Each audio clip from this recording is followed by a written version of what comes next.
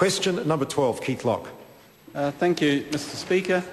My question is to the Prime Minister and asks, will he follow the example of world leaders Barack Obama and Angela Merkel and congratulate the latest Nobel Peace Prize winner, Liu Xiaobo?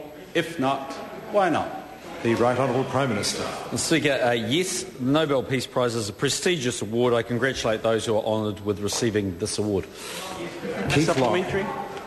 Thank you, Mr. Speaker. Will his government be making any official representations to the Chinese government in this particular case for the release of this brave human rights campaigner? The Right Honourable Prime Minister. Mr. Speaker, New Zealand officials have previously raised the case with Chinese authorities. We do have different views from China on some human rights issues. We have a good and robust relationship with them, and we are able to raise those issues constructively. Those concerns are raised on a regular basis in China, and including in the most recent high-level visit of the Foreign Minister. Point of order, Dr. Russel. Norman. Mr. Speaker, the question was a forward-looking one. It was about would the Prime Minister be raising this particular case. The Prime Minister quite rightly gave an answer about what's happened in the past, which was useful, but we're interested in will he be raising it in the future. I thought the Prime Minister said it's regularly raised. What had happened in the past, he didn't address the question of would he raise it in the future. And that was the specific, very focused question.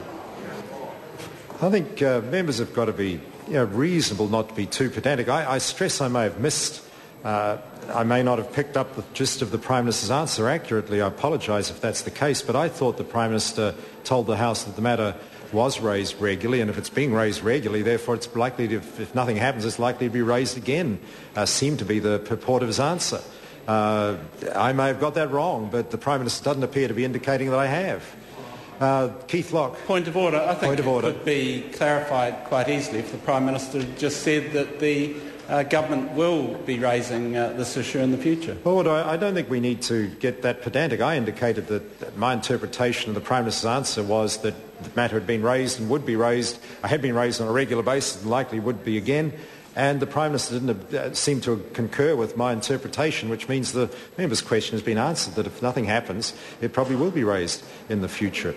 And it's not possible with hypothetical questions to get too specific.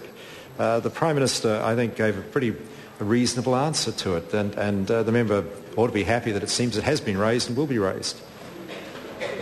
Point of order, Keith Locke. I don't want to get too picky, but you did refer there to a hypothetical question. This was a very direct question, not a hypothetical one. I think members have got to be reasonable. I mean, I've been pretty tough on ministers answering questions where I believe the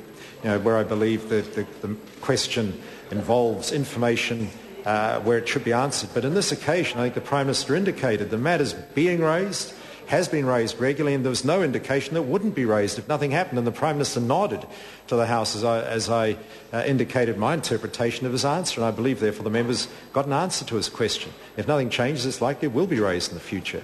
And to try and get too picky over answers, I think, makes it just too difficult altogether. Members, that brings to a close questions for oral answers.